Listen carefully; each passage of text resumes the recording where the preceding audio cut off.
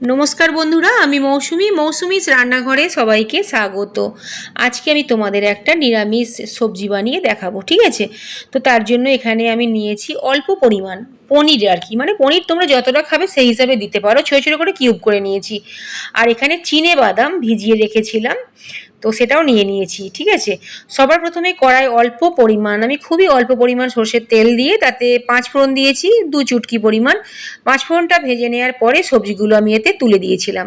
সবজির মধ্যে এখানে আছে ক্যাপসিকাম, বিনস, আলু, ফুলকপি। তো সবজিগুলো ফোড়নের ওপর দিয়ে ভালো করে ভেজে নিয়ে তাতে একটা বাটা মশলা আমি এতে অ্যাড করেছি। বাটা মশলায় দিয়েছি গোটা ধনে, গোটা জিরে। গোটা ধনের পরিমাণটা একটু বেশি থাকবে। গোটা জিরে দিয়েছি, গোলমরিচ দিয়েছি, গোটা গোলমরিচ। আর দিয়েছি আমি এতে আদা, ঠিক আছে? আদা দিয়েছি আর কাঁচা লঙ্কা দিয়েছি। সবটা একসাথে খুব ভালোভাবে আমি বেটে নিয়েছি। তো বাটা মশলার সাথেই না আমি কিছু গুঁড়ো মশলা দিয়েছি। গুঁড়ো মশলার মধ্যে ছিল অল্প পরিমাণ আমচুর পাউডার আর হলুদ গুঁড়ো ছিল, ঠিক আছে? আমচুর পাউডার যে কোনো খাবারকে খুব তাড়াতাড়ি হজম করিয়ে দেয়।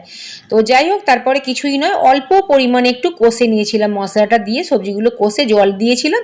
তারপরে এটাকে চাপা দিয়ে সেদ্ধ হতে দিয়েছিলাম। সেদ্ধ হয়ে যাওয়ার পরে আর কি, যখন একটু গ্রেভি কমে আসবে আর সব সবজি সেদ্ধ হয়ে যাবে, তখন ভেজানো বাদামটা আর পনিরটা দিয়ে দিতে হবে, ঠিক আছে? তারপরে একটু আমি গুঁড়ো মশলা দিয়েছি, মানে গরম মশলা, ঠিক আছে? তোমাদের পছন্দের যে কোনো গরম মশলা তোমরা অ্যাড করতে পারো। তারপরে আর কিছুই নয়, একটু সবজিগুলো ঘেঁটে দিতে হবে, মানে 2-4টা আলু একটু ঘেঁটে দিতে হবে। তো তারপরে নামানোর আগে একটু গাওয়া ঘি দেবে, ঠিক আছে? গাওয়া ঘি বলতে ভাতে খাওয়া ঘি। আর 2 টেবিল চামচ পরিমাণ টক দই দিও। টক দইটা অ্যাকচুয়ালি তোমরা যতটা টক পছন্দ করবে সেই হিসাবেই দিও, ঠিক আছে? নিরামিষ তরকারি তো একটু টক টক ভালো লাগবে। তারপরে কিছুই নয়, একটু ফুটিয়ে নিয়ে ভালো করে একটু মাখা মাখা করে নিয়ে এটা নামিয়ে নিলেই রেডি। ভাত রুটির সাথে এনজয় করো। Bye guys, thanks for watching.